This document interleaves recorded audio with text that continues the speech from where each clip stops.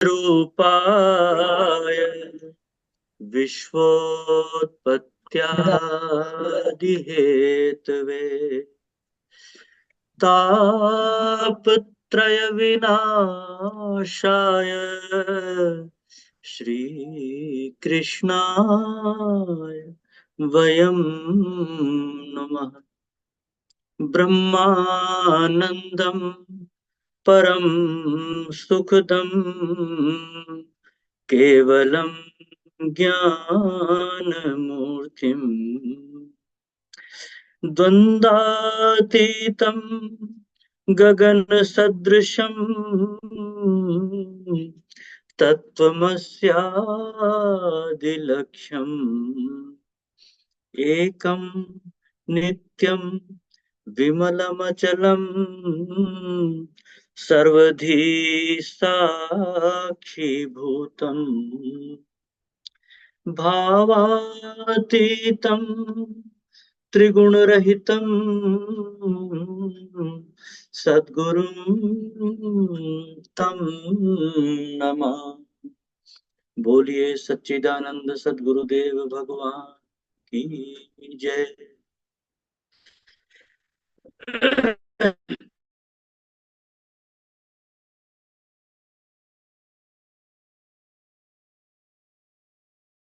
को नमन। और जैसा कि आप सब जानते हैं, आज मंगलवार का शुभ दिन है, हनुमान जी का दिन है। तो आज हनुमान चालीसा जी का पाठ होगा, हनुमान का पाठ होगा। सर्वप्रथम हनुमान चालीसा जी के पाठ के लिए सादर आमंत्रित हैं आदरणीय गुरु बहन श्रीमती अंबिका यादव जी।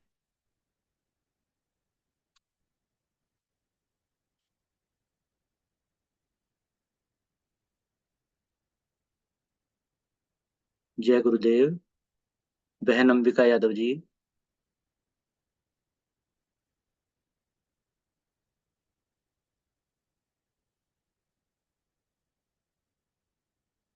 आपकी आवाज नहीं आ रही है, आप अनम्यूट तो हैं?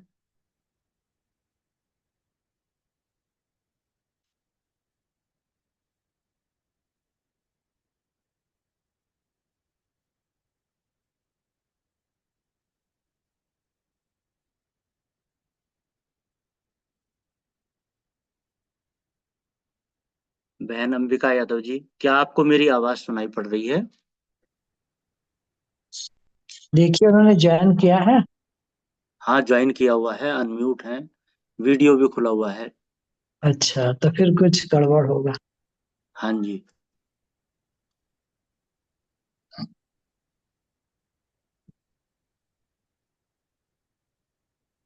उनसे अब पूछ दूसरे लीजिए आवाज आ कोई रही है और। मेरी? अब हाँ आएगी जी, अब अब आ रही आएगी। है, आपकी हाँ, आवाज आ रही है। अब आएगी का। मैं फोन से करती हूँ। हाँ जी, हाँ ठीक है, ठीक है। ठीक है। हनुमान जय चालीसा जी गुरुदेव। के हाँ जी। आप सादर आमंत्रित हैं। जय गुरुदेव। अंबिका जय जी, श्री आपका राम। लैपटॉप और वो है मोबाइल दोनों ऑन हो गए तो इसलिए इको है। हाँ जी, मैंने वो बंद कर दिया है। अभी को आ हाँ रही हाँ, है? उसको लैपटॉप नहीं को है। बंद कर दो। एक बंद कर दो। हाँ अच्छा, लैपटॉप बंद लीव कर रही हूँ लैपटॉप से। हाँ, कुछ भी एक चीज बंद कर दीजिए। हाँ जी, कर दिया। अब मेरी आवाज आ रही है? हाँ हाँ जी, अब बिल्कुल ठीक आ रही है अब आवाज, ठीक है जी। अच्छी आ हाँ रही जी, ठीक है जी, ठीक है, मैं शुरू करती हूँ। है। हाँ जी।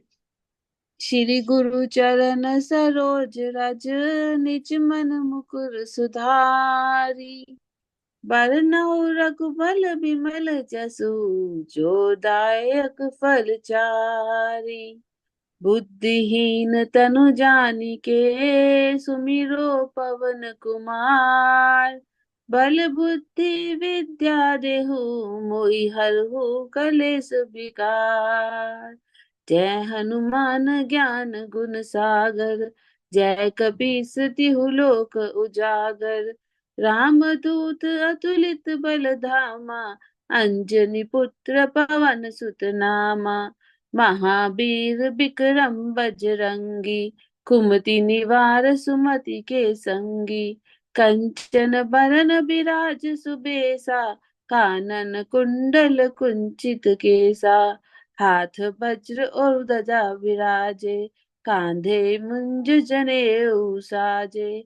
शंकर सुवन केसरी नंदन, तेज प्रताप महाजगवंदन। विद्यावान गुणी अति चातुर, राम काज करिबे को आतुर।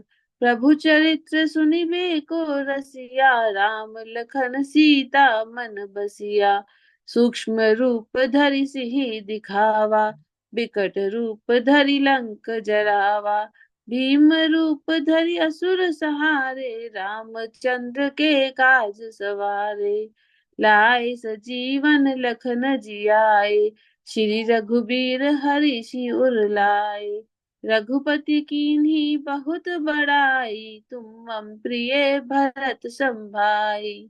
सहस बदन तुमरो यश गावे, हस कहीं श्रीपति कंठ लगावे। सनकादिक ब्रह्मादि मुनीसा, नारद सारद सहित अहिसा। जम कुबेर दिगपाल जहाते, कवि कोविद कही सके कहाते। तुम उपकार सुग्रीव ही कीना, राम मिलाए राजपद दीना। तुमरो मंत्र विभीषण माना, लंकेश्वर भय सब जग जाना।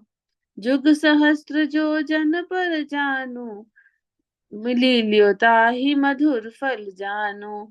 प्रभु मुद्रिका मेली मुख माही, जल्दी लागी गए अचरज नाही। दुर्गम काज जगत के जेते, सुगम अनुग्रह तुम रे तेते। राम दुआरे तुम रखवारे, होत न आज्ञा बिनु पैसारे। सब सुख लय तुम्हारी सरना, तुम रक्षक काहू को डरना। आपन तेज सम्हारो आपे, तीनों लोक हांकते कापे। भूत पिशाच निकट नहीं आवे, महावीर जब नाम सुनावे।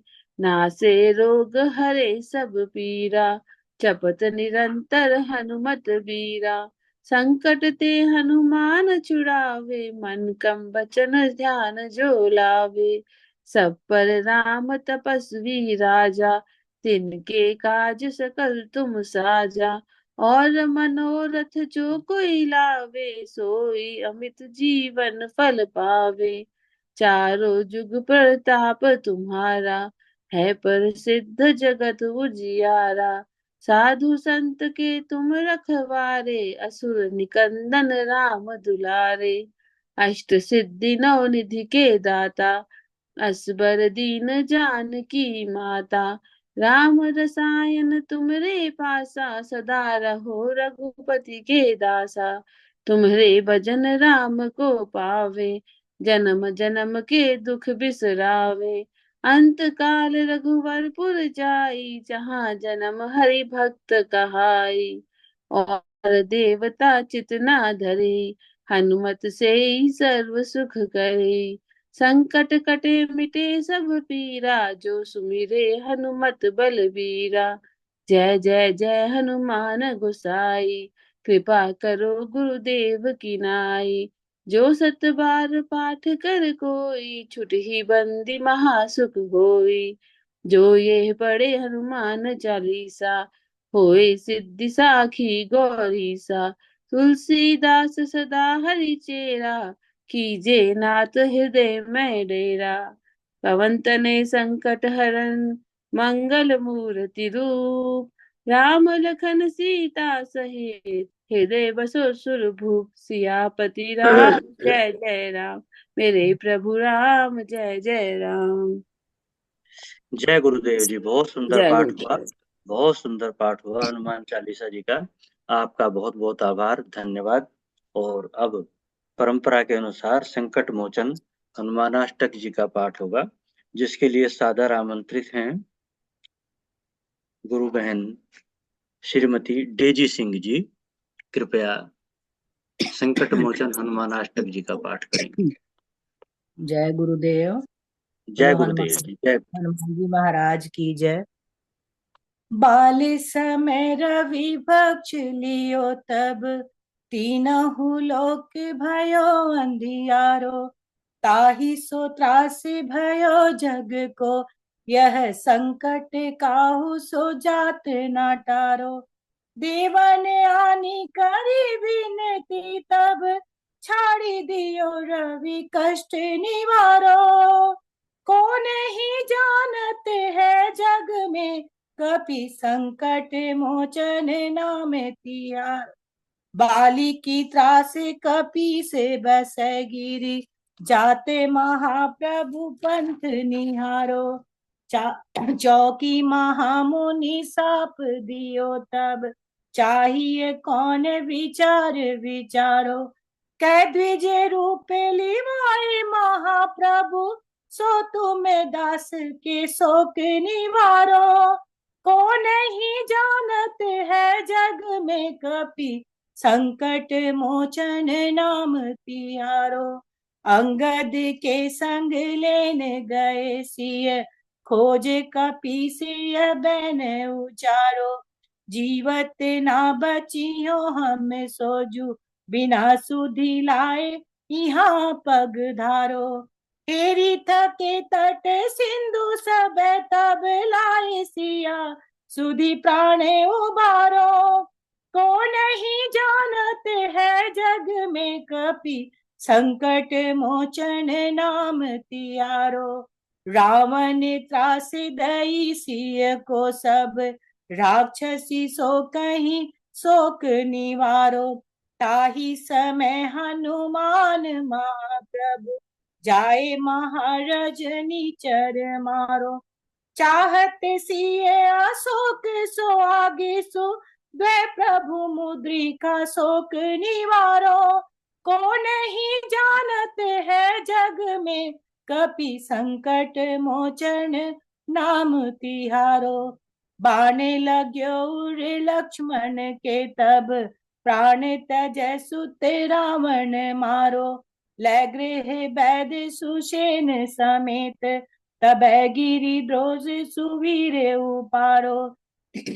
आनी सजीवन हाथ दई तब लक्ष्मण के तुम्हें प्राण उबारो।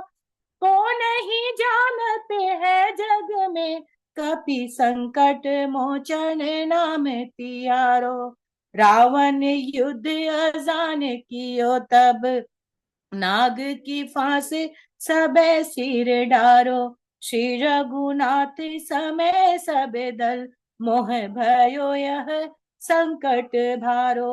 आने खगे से तब हनुमान जो बंधन काटी सूत्रा से निवारो।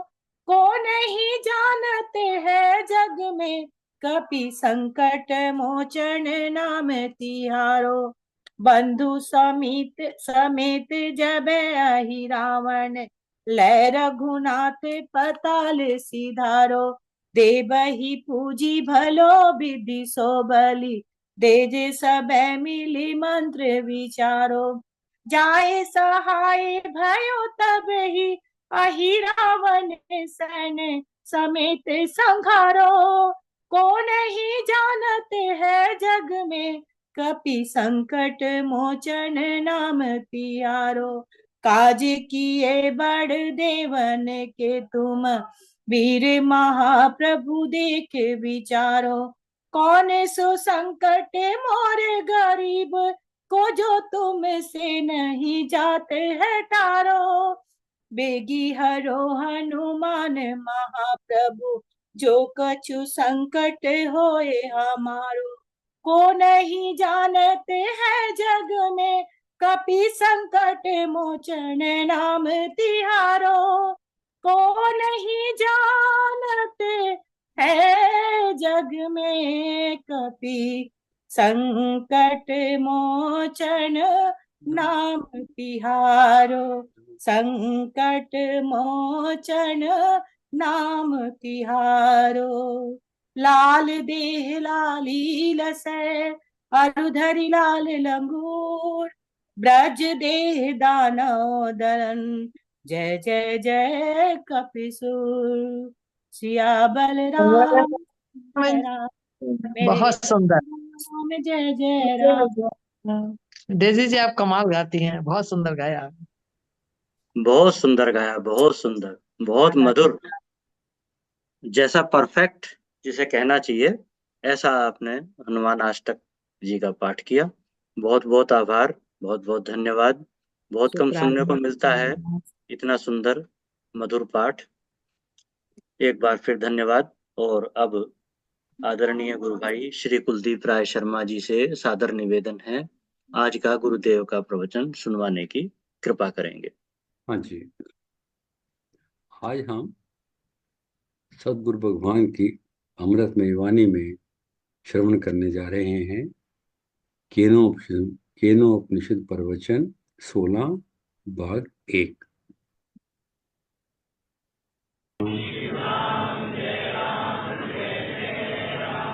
श्री राम जय राम जय जय राम।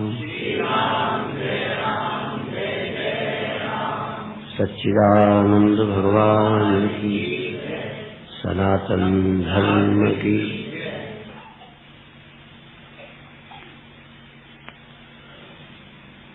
प्रातःकाल केनोपनिषद के मंत्र प्रतिबोध विदितम मतम अमृतम अमृतत्वम ही विंदते। प्रतिबोध विदितम मतम अमृतत्वम ही विंदते। प्रतिबोध विदितम, ये सार है इस उपनिषद का, निष्कर्ष है। आत्मा के जानने की क्या प्रक्रिया है, कैसे जानी जाए आत्मा। कहते लोगों को आश्चर्य है कि कैसे जानी जाए, बल्कि आत्मा हर बोध में उपस्थित है। जैसे स्वप्न बोध हुआ तो आत्मा थी। बहुत उदाहरण देता हूं कि मृत्यु हो गई स्वप्न में तो मृत्यु बोध हुआ तो आत्मा थी। अज्ञान बोध हुआ तो आत्मा थी। जैसे बिना अस्तित्व के कोई चीज बन नहीं सकती, ऐसे बिना आत्मा के अस्तित्व के किसी चीज का बोध कैसे हो जाएगा। इसलिए प्रतिबोध विधि, आत्मा हर बोध में जानी जाती है। और मैं उदाहरण देता हूं कि जब तक रहस्य का पता न हो तो पुरैन ओट सघन जल वेग न पाइए मर्म। तालाब में कमल के पत्ते हैं, वेग न पाई मर्म। आदमी को लगता है, आम आदमी को, कि ये फूल पत्तियां गुलाब कमल लगा है, पानी दिखता नहीं। इतना घना हो जाता है जैसे वो जलकुंभी नजर आती है, तालाब को खा जाती। तो पुरैन के पत्तों से तालाब ढका है, जानवरों को नहीं लगेगा कि पानी है। जिसने कभी जाना ना हो उसके लिए बस कमल है, पानी नहीं है। पर जानकार के लिए कमल चिल्ला के बता रहा है कि पानी है। ऐसे ही धुआं होता है तो धुएं से आग ढक जाती है, धुआं दिखता है, लेकिन धुआं आग को बताती भी है, क्योंकि यत्र यत्र धूमस तत्र तत्र बन्नी। जहां धुआं होगा आग जरूर होगी। तो जहां जहां कोई ज्ञान होगा किसी चीज का, तो उस चीज का ज्ञान ही आत्मा का ज्ञान करा रहा है, तुम्हारी उपस्थिति बता रहा है। कोई भी अनुभव हो आत्मा है। इसलिए आत्मा के जानने की बात केवल ढंग है थोड़ा, अन्यथा आत्मा से ही तो सब जाना जा रहा। इसलिए आत्मा प्रतिबोध विदित है। दूसरा ये भी अभिप्राय है कि यदि ये प्रतिबोध कोई चीज और न होती जानने को, तो आत्मा है ये पता ही न चलता। जैसे कभी कभी कुछ न दिखाई दे तो आपको लगता है जैसे दिखता ही नहीं। कभी कभी रोशनी का पता चीज से चलता है, जैसे वो परमाणु चमकते हैं तो परमाणुओं में प्रकाश चमकता है, परमाणु तो चमकता ही है प्रकाश से, पर परमाणु में प्रकाश चमकता है। परमाणु दिखता है, परमाणु के दिखने से प्रकाश दिख जाता है।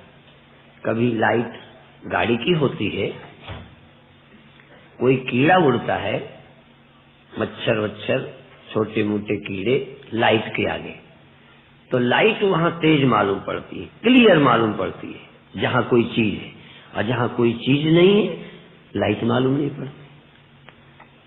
जैसे लाइट खुद अपना दर्शन, जैसे सूर्य खुद अपना दर्शन शीशे में करता है, वो ना हो तो सूर्य को खुद नहीं मालूम पड़ेगा कि मैं हूं। इसी तरह ये आत्मा यदि कुछ भी ना होता तो शायद अपना होना जान मालूम न पड़ता। कभी कभी हमने देखा आकाश में एक बार 7 चिड़ियां उड़ती जा रही थी, रात का समय था, और 7 जगह 7 चिड़िया चमक रही थी। कोई ऐसी लाइट पड़ रही थी तो 7 चिड़िया दिख रही थी। बीच के गैप में रोशनी नहीं मालूम पड़ती थी, उन चिड़ियों में ही रोशनी मालूम पड़ती। आत्मा ऐसे ही है, जहां जहां मन है वहीं वहीं मालूम पड़ रही है। जहां जहां मन तहां तहां आत्मा, जहां जैसा मन तैसे ही आत्मा। माने यदि बड़ी चिड़िया तो बड़ा प्रकाश, छोटी चिड़िया तो छोटा प्रकाश, यदि छोटा मच्छर तो उतना छोटा प्रकाश। प्रकाश तो प्रकाश है पूरा, लेकिन मालूम वहीं वहीं पड़ता है वैसे ही वैसे। इसलिए थोड़ा भ्रम भर निकालना है। आत्मा तो है ही, आत्मा तो ज्ञान स्वरूप ही है, आत्मा के बिना तो कुछ होता ही नहीं। फिर भी लोग कहते आत्मा जाननी, असल में वो जैसा जैसा जानने में आ जाता है वैसा मानते हैं, ये भ्रम है। आत्मा की उपस्थिति तो है, आत्मा से ही सब जाना जाता है, किंतु आत्मा की प्रतीति मन के अनुसार, वृत्ति के अनुसार, जैसे योग दर्शन कहता है योगस चित्त वृत्ति निरोधा, चित्त की वृत्तियों का रुक जाना, कहीं न जाना योग है। कहीं न जाएंगी तो आप वहीं होंगे। और ये भी है कि बाकी समय में क्या होता है, योगस चित्त वृत्ति निरोधा, तो बाकी समय में होता है वृत्ति सारूप मित्रत्र। अन्य सभी स्थितियों में आत्मा वृत्ति के सारूप्य, वृत्ति सारूप्यम, वृत्ति रूप, वृत्ति लय हो गई तो आत्मा लय, वृत्ति स्वप्न में तो स्वप्न, वृत्ति जागृत में या शब्द आदि में वैसे ही। तो वृत्ति जैसी होती जाती है मैं वैसे ही मालूम पड़ता हूँ। इसलिए वृत्तियों का निरोध हो जाए तो निरुद्ध वृत्ति में मैं जैसा हूँ तैसा मालूम पड़ूंगा। इसलिए मेरा होना सतत है, अज्ञान में, ज्ञान में, विपरीत ज्ञान में। लेकिन जब मेरा अहंकार, मेरा हूंपना वृत्ति में देह आदि से जुड़ गया तो मैं देह हूं लगने लगा। तो आत्मा अब भी एक बार भ्रम टूट जाए तो संसार की प्रतीति से अज्ञान नहीं होता, भ्रम नहीं होता। सार ये है कि आपको दोबारा याद नहीं रहेगी, भ्रम हो जाएगा, भूल जाते हैं। तो जब भूल जाते हो तब नहीं होते। तो ये बात आप गहरे बिठाओ कि मैं अज्ञानी नहीं हूं, मैं आत्मा हूं, बोध रूप हूं। मैं बोध रूप हूं, मुझे बोध की, सिर्फ मैं नहीं जानता हूं ये भ्रम हटाना था। मैं आत्मा से अपरिचित हूं, ये भ्रम चला जाना चाहिए। आत्मा जानने की चीज नहीं है, आत्मा बोध रूप है, आत्मा से ही सबका बोध होता है। इसलिए हर बोध में आत्मा की उपस्थिति जानी जा सकती है। जैसे कान है, ठीक कान है, इसका सबूत सुनाई देना। आंख ठीक है, इसका मतलब दिखाई देना। हम एक चुटकुला भी सुनाते हैं कि एक ने अपनी आंखें बनवाई, डॉक्टर ने बना दी, 2000 रुपए तय हुए थे। तो वो पेशेंट कहता है डॉक्टर साहब रोशनी आई, इसका सबूत क्या है? मैं किस बात के पैसे दूं?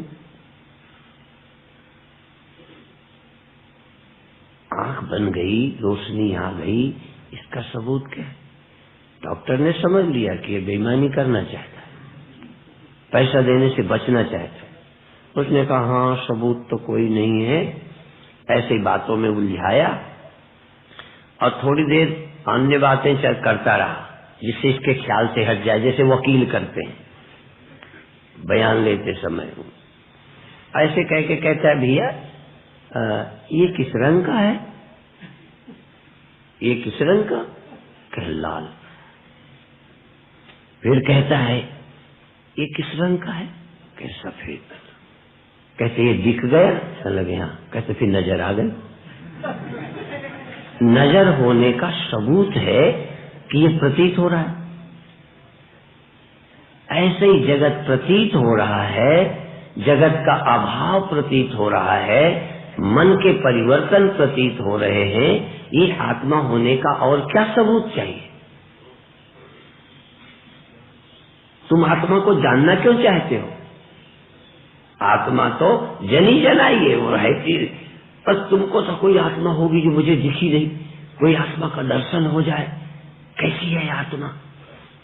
आत्मा प्रकाश रूप है, आत्मा से सब प्रकाशित है और आत्मा सतरूप है। क्योंकि ये कहीं चले गए, अभी तक आत्मा नहीं गई, इसलिए आत्मा सत है, आत्मा चित है। और जो आनंद में आवरण है, जैसे आपका सतपना था पर हमें पता नहीं, हम अज्ञानी, कैसे दिमाग में बैठ गया है कि हमें आत्मा का पता नहीं। दूसरा, आत्मा सच्चिद है, ये जब स्पष्ट होगा तो आनंद भी प्रकट होगा। तो आत्मा, फिर आत्मा तो है ही, पर जैसे मिट्टी के बिना घड़ा नहीं है, मिट्टी से ही घड़ा है। पर गड़बड़ क्या है कि मिट्टी और घड़ा एक लगने लगते हैं।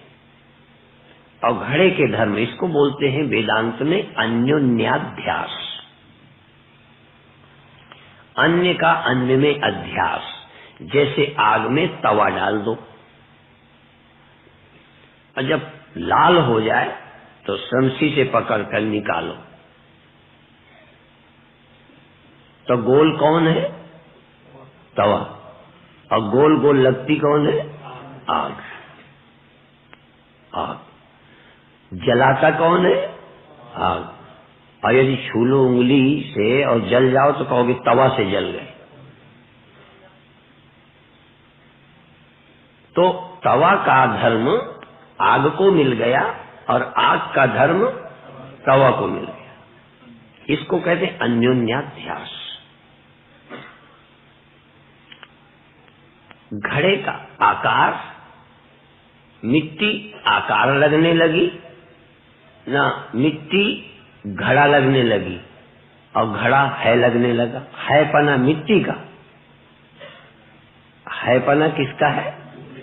घड़े का है नहीं। तो हैपना मिट्टी का मिल गया घड़े को, और मिटना पना, न रहना पना घड़े का मिल गया मिट्टी को। इससे वो जिंदा हो गया और उसके न रहने से ये मरने लगा। इसको बोलते हैं अन्योन्याध्यास। तो चेतन से मन जिंदा हो गया, मन लगने लगा, और मन जैसा हो गया तैसी आत्मा लगने लगी। शीशे से मुझे अपना मुख दिखने लगा, ये तो सौभाग्य की बात है, लेकिन शीशा हिला तो मेरा मुंह हिल गया। शीशा तिरछा तो मेरी नजर कहीं की कहीं चली गई। देखो, नजर शीशे में लगाओ, ऐसे करो, देखो ऐसे करूं तो मुझे ये दिखाई देने लगेंगे, नहीं समझ में? और नजर मेरी यही है। अब ये नजर आने लगा, अब हाँ पीछे या खुद ऐसे ये नजर, ओ शीशा सारा किया, नजर कुछ भी नहीं की। नजर बिल्कुल त्राटक की तरह एक जगह कर दो और मैं बिना नजर को हिलाए इधर देखूंगा, ऐसे देखना हो तो यूं, ऐसे देखना हो तो यूं, ऐसे देखना हो तो यूं, और मुझे ऊपर का पंखा देखना हो तो चेतन बिना हिले हिल जाता है। चेतन तत्व मन के जागृत में आने से जगत की तरफ नजर हो गई। किसकी? आत्मा की।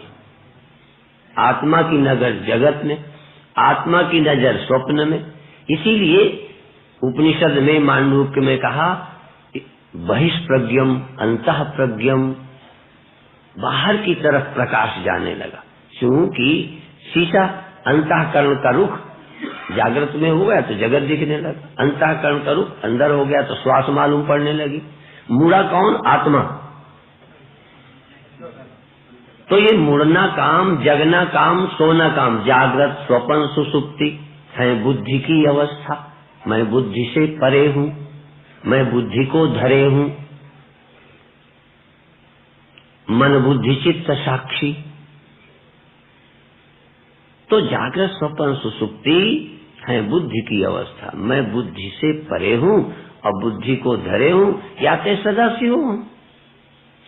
ये चेतन तत्व तो सदा ही ज्यों का त्यों है, पर लगता हिलता है। आत्मा ऊपर चली जाती है, आत्मा नीचे गिर जाती है, आत्मा बाहर चली जाती है, आत्मा पापी हो जाती है।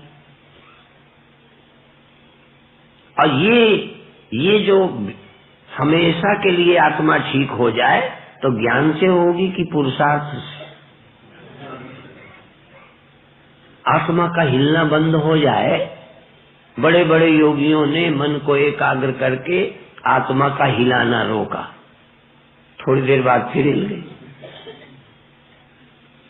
आत्मा को सदा जगाने के लिए ध्यान में बैठे कि जागे ही रहेंगे। कुछ देर बाद आत्मा सो गई। इसका मतलब आत्मा के अज्ञानी ऐसा ही मानते रहेंगे और आत्मज्ञानी के साथ होगा तो ऐसे ही, पर आत्मज्ञानी इस भ्रम से मुक्त रहेंगे। तीसरा उदाहरण, वो कांच जो होता है स्फटिक। स्फटिक की कोई माला भी पहनते हैं। स्फटिक माला के पास, स्फटिक की पास ये फूल रख दिया तो स्फटिक लाल, स्फटिक के पास पीला रख दिया तो पीली, स्फटिक के पास हरा रख दिया तो हरी। अब स्फटिक मणि लाल हो गई, पीली हो गई, हरी हो गई कि दिख गई? अब ये दिख गई और हो गई का अंतर कैसे करें? फिर जब हटाया तो रंग साफ हो गया, धो दिया। फूल हटाया लाल तो लाल रंग चला गया। तो अब स्फटिक क्या है? स्फटिक की वास्तविक स्थिति क्या है? लाल, हरी, पीली। ये तीनों रंग उसमें प्रतिबिंबित होते हैं। स्फटिक ये कहे मैं लाल भी नहीं हूँ, मैं हरी भी नहीं हूँ, मैं पीली भी नहीं हूँ। ये इनके धर्म हैं जो मुझ में प्रवेश करते हैं। प्रवेश भी करते क्या? दिखते हैं। ऐसे ही चेतन विवेकी न होने से, ये चेतन इस बात का स्वीकार न करने से, ऐसा ख्याल न आने से, जैसा सामने मन वैसे ही आत्मा स्वीकार कर लेती है। इसीलिए लोग कहते हैं मन निर्मल हो गया तो भगवान मिल गए। तो मन के धर्म मुझे चेतन में, इसी को चिद जड़ ग्रंथि बोला है। जड़ चेतन ही ग्रंथि पड़ गई, अन्योन्याध्यास उपाधि के धर्म। ऐसे ही जड़ चेतन की गांठ, चेतन चेतन जड़ जड़, तो दोनों पास। तो चेतन जड़ के अनुसार जड़ को प्रकाशित किया चेतन ने। चेतन जड़ जिंदा हो गया, अहंकार जीवित हो गया। मुर्दा है, चेतन से अहंकार जीवित हो गया और मैं अहंकार हो गया।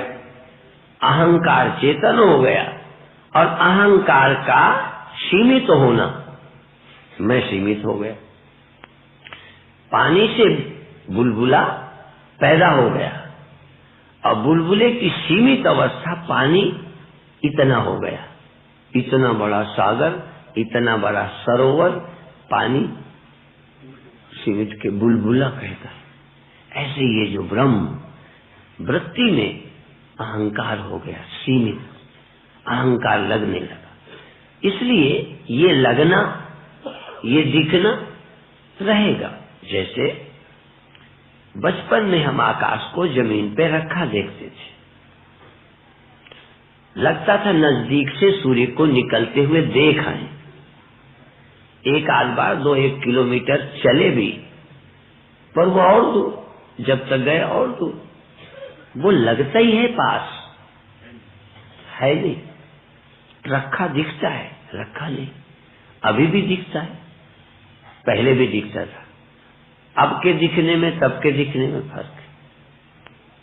एक बार पुल में हमारी बैलगाड़ी जा रही थी, छोटे थे, पिताजी गाड़ी ले जा रहे थे। हमें हुआ इतनी बड़ी गाड़ी इस पुल के उस किनारे से कैसे निकलेगी? उस किनारे तो बहुत छोटी सी, इतनी सी जगह, इधर तो चौड़ा था, इधर तो गाड़ी उसमें आ गई थी, पुल के अंदर जा रही थी, पर लगा उस किनारे तक नहीं निकल सकती। पुल सकरा होता चला गया था, सकरा होता गया था। हम सोचे अब क्या होगा, पर गाड़ी चलती गई, पुल उतना ही उतना पास पास चौड़ा होता गया, जितना हम गए और चौड़ा था निकल गए। चौड़ा होता गया कि था, आगे सिकुड़ा हुआ था कि दिखता था? अब तो नहीं दिखता होगा सयानों को, अब भी वैसे दिखता है, पर समझ वैसी नहीं है। समझ बदल गई है, प्रतीति नहीं बदली। जागृत स्वप्न सुषुप्ति अब भी हो रहे हैं, ये जगत अब भी दिख रहा है, पर तब लगता था यही हम हैं, अब लगता है हम हैं, ये है। अब हम बदलते नहीं, अब हम पैदा होते नहीं, अब हम मरते नहीं, अब हम सीमित नहीं, हम असीम हैं, ब्रह्म हैं, हम सब में हैं, सब में एक जगह हैं। बस यही इतने में, बस इतने हैं, यही बंधन है।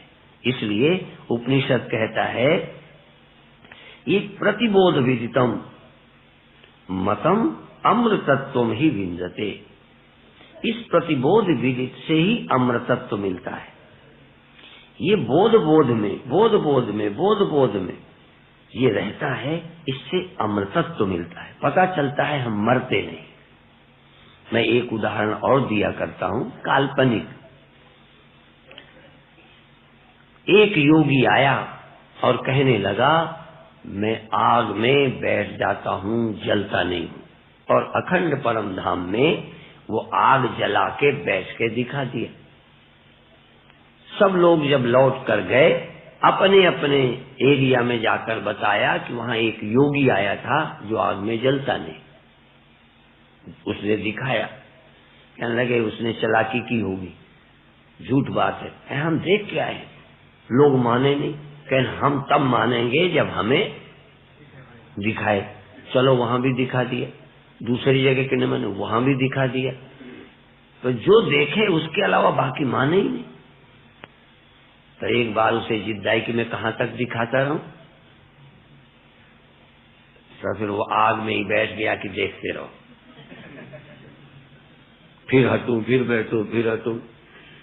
ती आत्मा कब तक बताए अमर होके, कब तक बताए? इसलिए मैं मरती नहीं, ये बताने के लिए मौत के साथ, मरने वाले के साथ बैठ गई कि तुम देखो मरता रहेगा ये, हम बचे रहेंगे। परिवर्तन होने वाले के साथ बैठा और नहीं बदलता। वो गया मैं हूं, वो गया मैं हूं, वो गया मैं हूं, मैं कहां गया? तो ये प्रैक्टिकल, आत्मा ने प्रैक्टिकल करके दिखा नहीं दिया, दिखाता रहता है। प्रैक्टिकल करके दिखा देने के बाद भी कई वंचित रहेंगे, इसलिए, और मैं प्रैक्टिकल करके दिखा दूं तो तुम वंचित रह जाते। इसलिए सर्वत्र आत्मा, सर्वत्र आत्मा अपने को प्रैक्टिकल अविनाशी दिखा रही है। मैं सबकी दृष्टा, सबके परिवर्तन की साक्षी, ये आत्मा ने कहाँ किया है? प्रैक्टिकल कहाँ किया है? सब जगह, हमारे भीतर, तुम्हारे, सब जगह आत्मा का यही प्रैक्टिकल अस्तित्व है कि सब होता रहता है और वो ज्यों की त्यों रहती है। इसी से अमृत प्राप्त होता है। आत्मना विंदते वीर्यम, विद्या विंदते मृतम। आत्मा विंदते अमृतम, आत्मा के जानने से अमृत, आत्मा का ये अनुभव ही अमृत। और विद्या विंदते वीर्यम, विद्या के द्वारा, ज्ञान के द्वारा क्या? आत्मा तो अमृत है, पर ये अमृतत्व तो कैसे मिलता है, कैसे समझ आता है? विद्यता विद्या विंदते वीर्यम, इस विद्या से बल, समझने का बल, ब्रह्म ज्ञान से, सत्संग से, इन उपनिषदों से बुद्धि में, मुझ में ये बल आ जाता है कि अमृत हूं, ये समझ सकूं। इसलिए विद्या या विमुक्त है, मुक्ति विद्या से होती है। आत्मा का अमृत तो लाभ, यद्यपि आत्मा अमृत है, पर इस अमृत को, अमृतता की प्रतीति के लिए विद्या की आवश्यकता है, सुनने की, नाम की, जिससे मैं जान सकूं। और यदि सुन के अभी नहीं समझ में आया हो, या समझ आने पर भी दृढ़ता ना आई हो, तो इसी के लिए आप ध्यान करें, इसी के लिए ध्यान करें। और उजेला हो, आनंद लें, नाद सुनाई दे, आनंद लें। एक भक्त ने प्रश्न किया है, पूज्य महाराज जी के चरणों कमलों में कोटि कोटि प्रणाम। महाराज श्री जी, ध्यान तो मुझसे आज तक आंखें बंद करके लगता नहीं, परंतु शब्द की ध्वनि मेरे अंग अंग से निकलती है। ध्वनि अंग अंग से निकलती है। कई बार रात को मैं उस ध्वनि के कारण सो भी नहीं पाती। आंखें बंद करके ध्यान न लगने का कारण कृपया बताएं। ध्यान न लगने का कारण तो बाद में बताऊंगा, ये भी ध्यान लगना ही है। शब्द ध्वनि चलती है और हमको पता चलता रहता है। ध्यान लगाने की अब जरूरत ही नहीं है। असल में थोड़ी सी बात करें, यदि ध्वनि चलती है तो वो ध्वनि कौन सुनता है? क्या ये कान सुनता है? ध्वनि अंग अंग में चल रही, सुनने वाला ये कान कैसे? इसलिए उस ध्वनि को तुम सीधा सुनते हो। जैसे स्वप्नों को इन आंखों से नहीं देखते, ये तो सोया रहता है। वो आंखें भी हम नई बना लेते, हाथ भी नए बना लेते हैं। मैं बचपन में रुपए स्वप्न में मिलते थे चांदी के, मैं उठाता था। इन हाथों से ना लगते थे ये हाथ, पर ये हाथ से ही नहीं, ये तो यही पड़े थे, ये तो सोए पड़े थे, मरे। वो नए हाथ। तो ये जो शब्द पैदा हुआ वो अंदर अंग अंग में पैदा हुआ। श्रोता उसका कौन? तू खुद। तो तू चेतन। अब शब्द के बजाय प्रकाश दिख जाए तो क्या? वो सुनाई गया, ये दिखाई दिया, तो दिखाई किसको देगा? और कुछ न रहे, शून्य हो जाए तो शून्य किसे मालूम पड़ेगा? तो ये करके देख, यही प्रैक्टिकल करके देख। तू ये ना सोच कि अब शब्द हुआ है तो उजेला हो जाए, या मन आज्ञा चक्र पर या कहीं ठहर जाए। शब्द में ठहर गया, प्रकाश में ठहर गया, चक्र में ठहर गया, शून्य में ठहर गया, मन ठहर गया, ये भी तू जान। तो तू कौन है? तुझे सौ प्रयोग की क्या जरूरत? एक मिट्टी में गोला बनाया, मिटा दिया, चपटा बनाया, मिटा दिया, लंबा बनाया, मिटा दिया। क्या जनाना चाहा था? कि रूप मरते हैं, स्वरूप नहीं मरता। बस इतना बताना था। अब तुम शिकायत करोगे कि इतने दिन हो गए, बस गोला लंबा चपटा हुआ और कुछ होते ही नहीं, और कुछ होते ही नहीं। मैंने कहा और कुछ होता तो क्या करते, उसके बाद क्या होगा, उसके बाद क्या होगा? जो होगा नाशवान होगा, और जो है यही अविनाशी होगा। तो 2-3 में जान लिया कि और बहुत कुछ करके देखे। और यदि बहुत देखना है तो जब होता जाए तो तू यही देखता जाना। तू उनको लाने की कोशिश क्यों करता है? अपने आप कोई रूप मिटेगा, अपने आप कोई नया रूप बनेगा। तू मेहनत न कर, अपने आप दूसरा वाला भी मिटेगा, तीसरा बन जाएगा। तू बनाना मिटा, बनने दे, मिटने दे, तू ये देख है कौन सत्य। इस तरह से अपने आश्रय को जानना, या आश्रय से सब कुछ दिखाई पड़ता है ये जानना। तो कोई अनुभवों को बदलने की जरूरत नहीं है। इस तरह अपनी आत्मा को प्रतिबोध दीजिए, हर बोध में अपनी उपस्थिति।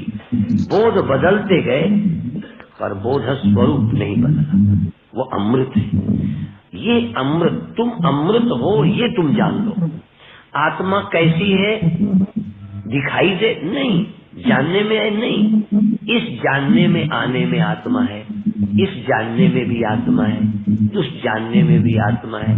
आत्मा है सत्य, आत्मा है चित्त, आत्मा है सदा रहने वाली, कभी न बिगड़ने वाली। इतने दिन से देख रहे, कोई 1-2 दिन से देखा, और लंबे समय तक देखना। जो आगे होगा तब तो तुम नहीं होगे ना। बीते सपने में तो थे, अगला जो सपना होगा उसमें क्या पता तुम होगे कि नहीं। बोलो। और उसके बाद वाला सपना, अरे चलो 10 सपने देख लिए, 11वां 12वां 13वां सपना होगा तो उसमें तुम होगे, इसकी पक्की कोई गारंटी है? यदि स्वप्न होगा तो शर्त ये, यदि स्वप्न होगा तो तुम होगे, इसमें शक है नहीं। बस तो तुम आत्मवेत्ता हो, तुम्हें कोई शक नहीं। यदि अभी मरते हो और आगे भी मरोगे, फिर आगे मरोगे और बार बार मरोगे तो होगे नहीं। बोलो। तो तुम मरोगे तो हो अमर।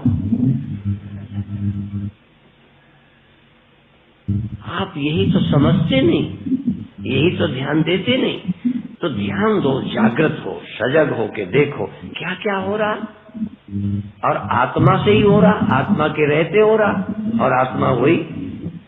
अच्छा, कल का स्वप्न दूसरी आत्मा ने देखा था, आज का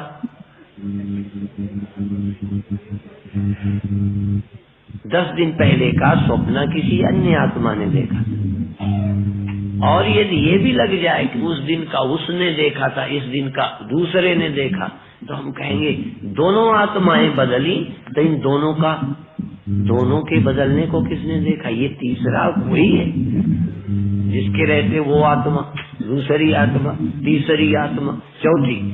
इस बात को उस आत्मा ने देखा, इसको उस आत्मा ने, दिख भी जाता है, ऐसा लगता है। तब भी पता चला कि कोई एक आत्मा है जिसने इन आत्माओं के बदलने को भी जाना। ये एक और आत्मा। जय गुरुदेव जी, जय गुरुदेव। जय गुरुदेव। जय गुरुदेव। आज का प्रवचन यहाँ संपन्न हुआ और समय बहुत नहीं है, इसलिए मैं बिना किसी भूमिका के अभिव्यक्ति के लिए सादर आमंत्रित करता हूँ आदरणीय गुरु भाई श्री सतीश कुमार पेरी जी को। राम अवतार गुप्ता जी, धन्यवाद आपका बहुत बहुत। मंच पर उपस्थित मेरे सभी गुरु बहन भाइयों को मेरा सादर नमन। गुरु भगवान के चरणों में शत शत प्रणाम करता हुआ आज के प्रवचन की अभिव्यक्ति प्रस्तुत कर रहा हूं। आज के प्रवचन के अंदर केनोपनिषद भाग 16:1 के प्रवचन के अंदर गुरु भगवान बता रहे हैं कि केनोपनिषद के मंत्र प्रतिबोध विदितम मतम अमृतम, यह सार है इस उपनिषद का निष्कर्ष। आत्मा को कैसे जाना जाए? लोगों को आश्चर्य है बल्कि आत्मा हर बोध में उपस्थित है। जैसे स्वप्न बोध हुआ तो आत्मा थी। बहुत उदाहरण गुरु भगवान आगे कहते हैं कि मैं बहुत उदाहरण देता हूं कि मृत्यु हो गई स्वप्न में तो मृत जीव में आत्मा थी। जैसे बिना अस्तित्व के कोई चीज बन नहीं सकती, ऐसे बिना आत्मा के अस्तित्व के किसी चीज का बोध कैसे हो सकता है। इसलिए प्रतिबोध विदितम, जब तक रहस्य का पता न हो आत्मा का ज्ञान नहीं हो सकता। तालाब में कमल के पत्ते हैं। आम आदमी को लगता है कि यह तालाब फूल पत्तियों से ढका हुआ है, जल कुंभी नजर आती है। तालाब का पानी तो बिल्कुल ही नजर नहीं आता। जानकारों को पता लग रहा है कि यहाँ पानी है। ऐसे ही धुएं का गुबार इतना अधिक होता है, जब धुआं उठता है तो गुबार इतना होता है कि आग नजर ही नहीं आती। लेकिन जहां धुआं उठता है उसमें आग का होना अनिवार्य है। बिना आग के धुआं उठ ही नहीं सकता। तो जहां ज्ञान होगा तो वह ज्ञान ही आत्मा का ज्ञान बताता है। तुम्हारी उपस्थिति बता रही है कि कोई भी ज्ञान बता रहा हो तो आत्मा की उपस्थिति पता लगती है। आत्मा के ज्ञान से ही सब पता लग रहा है। इसलिए आत्मा प्रतिबोध विदितम है।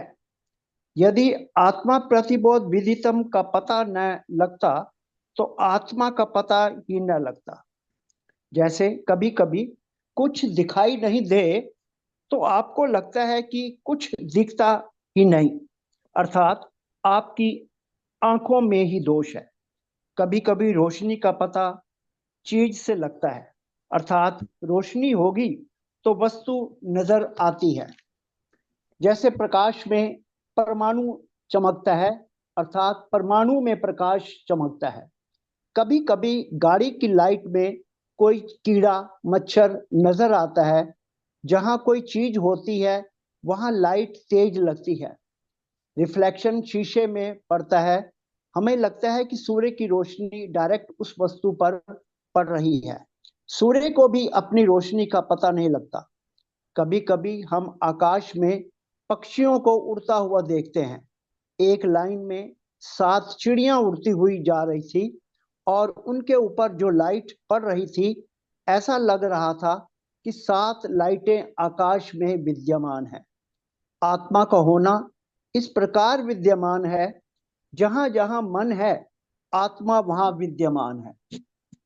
जैसा मन तैसी आत्मा।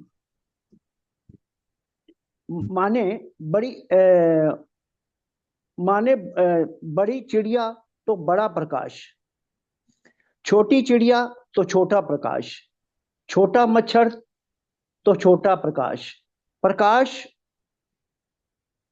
जो यूं पूरा होता है, लेकिन जितनी छोटी बड़ी वस्तु होती है प्रकाश भी उतना ही दिखाई देता है। यह भ्रम दूर करना है। आत्मा के सिवाय तो कुछ होता ही नहीं है, लेकिन आत्मा दिखाई नहीं देती। यह भ्रम की स्थिति है। आत्मा से ही सब जाना जाता है। आत्मा की प्रतीति मन के अनुसार होती है। योगश्यति वृत्ति निरोध है, अर्थात चित्त के वृत्तियों का निरोध करना या रोकना ही योग है। वृत्ति जैसी होती जाती है, मैं अर्थात आत्मा वैसे ही मालूम पड़ती है। मेरा होना सत्य है, अज्ञान में, ज्ञान में, विपरीत ज्ञान में, लेकिन मेरा अभिमान वृत्ति में जुड़ जाता है। मैं आत्मा हूं, मैं बोध रूप हूं। आत्मा बोध रूप है, जैसे आंख कान ठीक हैं। गुरु भगवान आगे बता रहे हैं, आंख का उदाहरण दे रहे हैं। एक मरीज ने डॉक्टर से अपनी आंख बनवाई। डॉक्टर ने उसकी आंख बनवाने के 2000 रुपए मांगे। मरीज मान गया, और डॉक्टर ने उसकी आंख का ऑपरेशन कर दिया। मरीज के मन में बेईमानी आ गई। उसने डॉक्टर से कहा कि क्या सबूत है कि मेरी आंख ठीक हो गई है, रोशनी आ गई है। डॉक्टर उसकी नीयत समझ गया। डॉक्टर कहता हाँ सबूत तो कोई नहीं है। डॉक्टर मरीज को बातों में उलझाता रहा कि इसको पैसों की बात भूल जाए। उसने मरीज से पूछा यह किस रंग की वस्तु है। मरीज ने कहा लाल रंग की। फिर पूछा यह कौन सा रंग है। उसने कहा यह सफेद रंग है। तो डॉक्टर ने कहा यह तुम्हें दिख गया है ना। हाँ, तो उसने कहा हाँ। तो डॉक्टर ने कहा कि तुम्हारी आंखें ठीक बन गई हैं, इसलिए लाओ मेरे 2000 रुपए। मरीज को आखिर डॉक्टर को पैसे देने पड़े। ऐसे ही जगत प्रतीत हो रहा है, जगत का आभास प्रतीत हो रहा है, मन के आभास प्रतीत हो रहे हैं, परिवर्तन हो रहा है, इसलिए आत्मा है। और क्या सबूत चाहिए? तुम आत्मा को जानना क्यों चाहते हो? आत्मा तो जनी जनाई है। पूछते हो आत्मा कैसी है?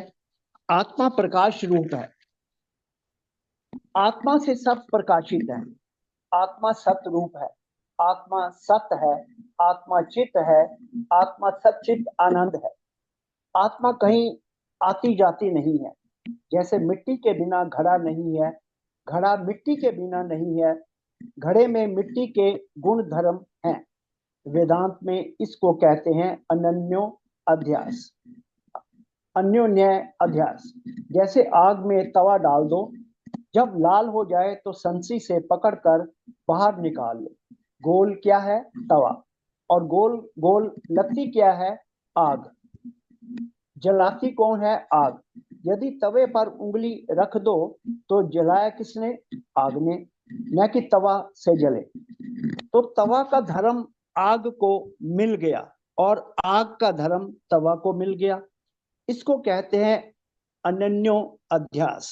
घड़े के आकार से मिट्टी का घड़ा लगने लगी। घड़े के आकार से मिट्टी का आकार घड़ा लगने लगी। मिट्टी के आकार से घड़ा लगने लगा। है पना घड़े का लगने लगा, जबकि है पना मिट्टी का है। न रहना पना घड़े का मिल गया मिट्टी को। मिट्टी के धर्म घड़े को मिल गए और घड़े के धर्म मिट्टी को मिल गए। इसको कहते हैं अनन्यो अध्यास। तो चेतन से मन जिंदा हो गया, मन लगने लग गया, और जैसा मन हुआ वैसे ही आत्मा हो गई। गुरु भगवान का आगे शीशे का उदाहरण देते हैं कि शीशे से मेरा मुख दिखने लगा। शीशा मुड़ा तो मेरा मुंह भी मुड़ गया। यह शीशे में रिफ्लेक्शन का उदाहरण है। चेतन मन की तरफ आने से जगत की तरफ मुड़ता है। अंतःकरण का रूप अंदर की ओर हुआ तो श्वास मन दिखने लगा। अंतःकरण का रूप बाहर की ओर हुआ तो जगत दिखने लगा। चेतन बिना हिले हिल जाता है। मांडूक उपनिषद में वर्णन है, जागृत स्वप्न सुषुप्ति है बुद्धि की अवस्था। मैं बुद्धि से परे हूं, मैं बुद्धि को धरे हूं, या ते सदा शिवो हूं। यह चेतन तत्व सदा एक सा ही रहता है। आत्मा हिलती है, यह हिलती है आत्मा हिलती है, यह आत्मा के अज्ञानी ही कहते हैं। अज्ञानी कहते हैं कि आत्मा ऊपर चली जाती है, आत्मा नीचे गिर जाती है, आत्मा पापी हो जाती है, आत्मा ठीक हो जाए। यह ज्ञान से होगी या पुरुषार्थ से? बड़े बड़े योगियों ने पुरुषार्थ करके आत्मा का हिलना रोका। आत्मा को सदा जगाने के लिए ध्यान में बैठे, लेकिन सफल न हो सके। आत्मा के अज्ञानी ऐसा ही करते रहेंगे, लेकिन आत्मा का ज्ञानी ऐसा नहीं करेगा।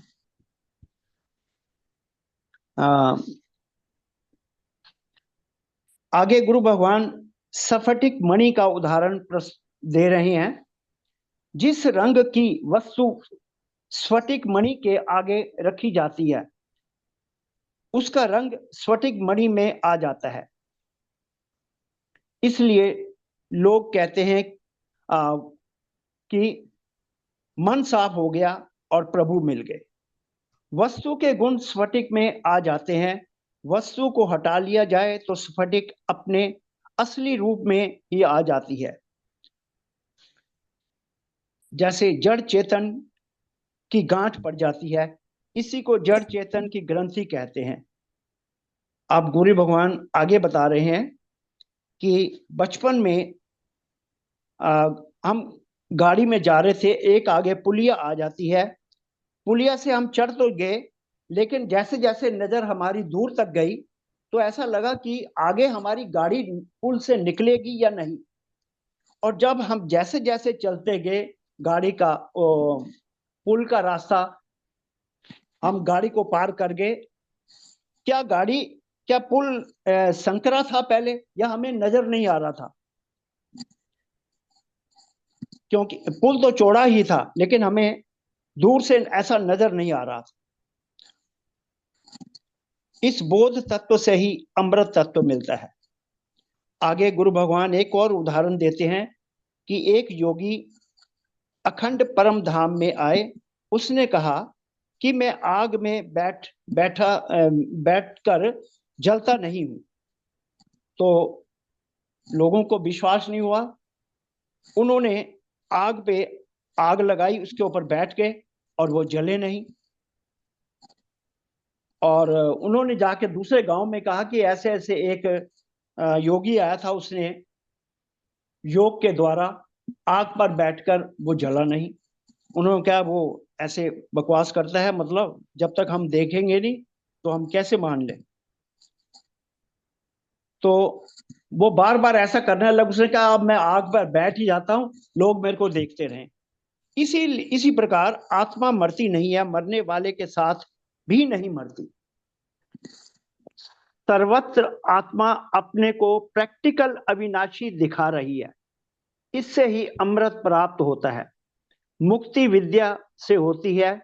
रूप मरते हैं, सब रूप नहीं मरते। आत्मा सत्य है, चित्त है, आनंद है। आत्मा सच्चिदानंद है। तुम मरोगे नहीं, तुम अमर हो। शरीर मर जाते हैं, लेकिन आत्मा न मरती है न जलती है। आत्मा दूसरे शरीर में चली जाती है अपने कर्मों के हिसाब से। जैसा प्रारब्ध होता है उसी शरीर में चली जाती है। अब मैं अपनी वाणी को विश्राम देता हूं। सद्गुरुदेव भगवान की जय। जय गुरुदेव भाई साहब, बहुत बहुत धन्यवाद। बहुत सुंदर अभिव्यक्ति आपने दी और सभी बिंदुओं को आपने समाहित किया अपनी अभिव्यक्ति में। बहुत आभार आपका। अब समय की धारा पहले ही बहुत ऊपर हो चुकी है। अब आमंत्रित हैं आदरणीय गुरु बहन श्रीमती उषा भसीन जी, 2 शब्द कहकर अपन आज के कार्यक्रम का समापन करने की कृपा करें। आदरणीय गुरु बहन श्रीमती उषा भसीन जी। बोलो श्री सतगुरुदेव भगवान की जय। आज के प्रवचन में सब कुछ इन्होंने बोल दिया है अभिव्यक्ति में। बाकी मेन तो यही है ना, आत्मा का बताया गया है कि आत्मा जो है अंदर है। आत्मा तभी हम सब कुछ जान सकते हैं, तभी आंखें देख सकती हैं, कान सुन सकते हैं, वाणी बोल सकती है, क्योंकि उसका होना ही है। ये होना ही हमें बताता है कि आत्मा है तभी। तो जैसे वो उसने तो प्रत्यक्ष उन्होंने दिखा दिया ना, जो दृष्टांत दिया कि भाई आग में बैठ गया है तो जलने वाली चीज, जो नाश होने वाली चीज वो नाश हो गई, और जो आत्मा जो है वो तो उसने तो जलना नहीं, बहना नहीं, कुछ नहीं। तो बस ये आत्मा का बताया। और समय भी ज्यादा हो रहा है तो मैं वाणी को विराम देती हूँ और फिर समापन की ओर बढ़ते हैं। अभी समापन से पहले कृपया सभी अनम्यूट कर लें और वीडियो ऑन कर लें।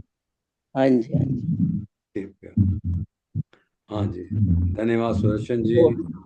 हाँ जी, जी। ये जो रामताल गुप्ता जी, ये जो अग्नि में बैठने का उदाहरण दिया गुरुदेव ने, क्षमा करने ये स्पष्ट दोनों ही वक्ताओं ने नहीं किया, इसलिए इसको कल आप करिए।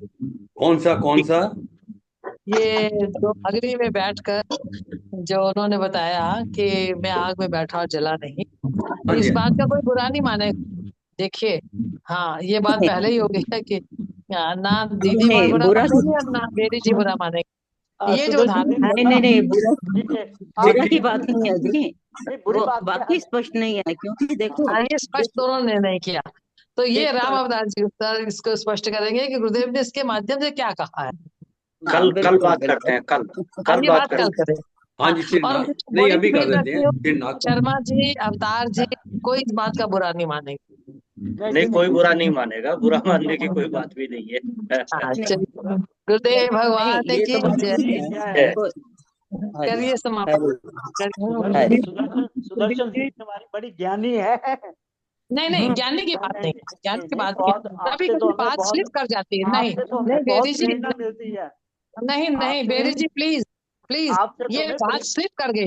नहीं, ये बड़ी बात स्लिप प्रेरणा कर मिलती गई है। और मैं चाहती हूँ हम सबको पता लगे गुरुदेव ने क्या कहा। बिल्कुल प्लीज बिल्कुल। इस बात से आप, नहीं नहीं मैं नहीं पहले ही नहीं निवेदन कर, नहीं नहीं किसी से भी स्लिप कर सकती है मैं क्षमा बात चाहता हूँ सारी, आपसे। कोई नहीं दरा सकता। हाँ बिल्कुल नहीं, बिल्कुल। क्षमा करे मुझे, अगर अगर किसी को अगर ऐसा लगा है मैं तो आपसे मुझे क्षमा क्षमा चाहता करे इसके लिए। हूँ। हरि भाई नहीं, बुरा लगने की आप ऐसा है, हमारी बड़ी प्रेरणा किसी स्रोत भी हैं। ऐसी बात में बुरा लगने की कोई बात ही नहीं होती है। हाँ हर एक का प्रश्न करने का, बात करने का अधिकार है, और वो बिल्कुल। बात करेंगे, उसका समाधान निकलना चाहिए। हाँ, हम लोग कोई इम्तहान थोड़ी देने बैठे हैं, हम लोग बात समझने बैठे हैं, हाँ, बड़ी हम लोग प्रेरणा सब बात समझने बैठे हैं। बिल्कुल बिल्कुल बिल्कुल। देखो जी, देखो जी, देखो दीदी जी, देखो बिल्कुल ठीक बात आपने कही है कि आग में जो बैठ गए और बैठे थोड़ा ना रहे, वो तो शरीर तो जल गया, तो फिर आत्मा रही ना। तो उन्होंने तो दिखाया है ना, वाकई ये स्पष्ट होना चाहिए कि क्या हमें बताना चाहते हैं गुरुदेव। गुरुदेव ये जी, कल कहना चाह रहे हैं। बात करते हैं, अगर कल बात हाँ, ये करेंगे। बात कल करते हैं, कल करते हैं, अब टाइम हो गया है, कल करते हैं। बिल्कुल जी, हेलो, ठीक। हाँ कुलदीप हरि जी, ओम। कुलदीप हाँ जी, हाँ जी, जी मेरी आवाज पहुंच रही है? हाँ जी, जी भाई पहुंच रही है जी। पहुंच रही है। सबसे ज्यादा इम्पोर्टेंट है प्रतिबोध का अभिप्राय क्या है, जी प्रतिबोध को हमें कैसे समझना है। प्रतिबोध का जो बहुत बहुत गहरा प्रभाव है, और ये शास्त्र, वो केंद्र उपनिषद का जो शास्त्र में लिखा हुआ है प्रतिबोध। तो प्रतिबोध का अभिप्राय क्या होना चाहिए, क्या है, वो हमें समझने की जरूरत है। और ये प्रतिबोध की समझ सचमुच आत्मा के बोध तक ले जाने वाली है। जी तो चलो, हमें कल अगर होगा तो इस विषय पर और चर्चा करेंगे, और इस विषय पर थोड़ा सा सब लोग थोड़ा कल्पना करके आए, सोच कर आए कि प्रतिबोध का असली मतलब जी में अगर हम देखना चाहें तो क्या। गुरुदेव ने तो समझाया है, पर हमारी समझ में तो कैसे और सरलता से, किस तरह से और अच्छे से समझा जा सकता है। जी जी ऐसा है कि और कल का दिन ही प्रश्न उत्तर का दिन रख लिया जाए, तो ये बात भी स्पष्ट हो जाएगी। जो अभी रोशन जी ने प्रश्न उठाया है, तो प्रतिबोध की बात भी स्पष्ट हो जाएगी। इसके अलावा कोई और भी प्रश्न करना चाहता है, कोई किसी की और भी है, कोई इस प्रश्नों का समाधान हो सकता है, उसको भेज दें। कल हम आपके लिए भी ले लेंगे बेटा। कल का प्रवचन नहीं होगा, कल प्रवचन परसों होगा, और हम इसको कल प्रश्नों का समाधान करेंगे। ठीक है जी, ठीक है जी, बहुत सुंदर, बहुत सुंदर, ठीक है। बहुत सुंदर। आए प्रश्न ये- कहाँ भी जनरल कोई डिस्कशन हट भी नहीं। हो सकता है। कुलदीप जी एक क्वेश्चन ही हो, जनरल डिस्कशन भी हो सकता है हाँ कि जी, इतना हम जनरल डिस्कशन जिसे कहते हैं हम हाँ, आम प्रश्नों का उत्तर और इसके अलावा जनरल डिस्कशन है, ये दो चीजों के अलावा जनरल डिस्कशन बहुत हो सकती है। जी अन्योन्य अध्यास ये भी क्लियर करवा दीजिए जरा। हाँ, हो जाए, कल करेंगे जी, कल क्योंकि कल पे भी अगर हम इसको रखें तो कल का प्रवचन इतना लंबा है, 30-35 मिनट के प्रवचन आ रहे हैं, तो उसके बीच में कोई समय मिल नहीं सकता, तो इसके लिए समय रखना ही पड़ेगा। जी। ठीक है, बिल्कुल सही बात है, कल प्रश्नोत्तर काल रख लेते हैं। और आज चूंकि समय काफी हो गया है, अब आदरणीय गुरु बहन श्रीमती उषा भसीन जी से अनुरोध है कि आज के कार्यक्रम का समापन करने की कृपा करेंगे। ठीक। बोलो सच्चिदानंद भगवान भगवान की की जय। गुरु ब्रह्मा गुरुर्विष्णु गुरुर्देवो महेश्वरा गुरुर्साक्षात् परम ब्रह्म तस्मै श्री गुरुवे नमः। ध्यान मूलम गुरुर्मूर्ति पूजा मूलम गुरुर्पदम मूलम गुरुर्वाक्यम मोक्ष मूलम गुरुर्कृपा। सर्वे भवन्तु सुखिनः सर्वे सन्तु निरामया सर्वे भद्राणि पश्यन्तु मा कश्चित् दुःखभाग् भवेत्। बोलिए सच्चिदानंद भगवान की जय। सच्चिदानंद भगवान की जय।